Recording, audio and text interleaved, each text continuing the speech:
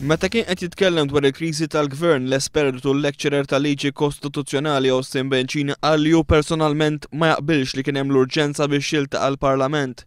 Fi programm fuq ix-xandir tal-Istat Austin Bencini qal li biex tintemm l-inċertezza u l-instabilità fil-pajjiż, l-oppożizzjoni għandha tressaq fil-Parlament mozzjoni ta' sfiduċja kontra l-Gvern.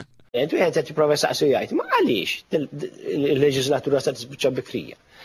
Allura biex titneħħa din l-istabilità u biex nistabilità l-inċertezza, l-oppożizzjoni m'għandha xejn iżjed x'tagħmel ħlief tippreżenta mozzjoni ta' sfiduċja u tiġi diskussa ġimgħa d-dieħla. Austin Bencini tkellem fuq żewġ possibiltajiet b'waħda minnhom tkun li l-Prim Ministru jitlob il-President tar-Repubblika biex ixolli l-Parlament. Jekk Dr. Muscat irid iġib il-kjarezza f'dal pajjiż, l-iżjed ħaġa ċara huwa jekk il-Prim Ministru mhuwiex se jitlob għal xogħliment tal-Parlament u ġimgħa d-dieħla m'hemm xejn iżommu u jsir diskussjoni.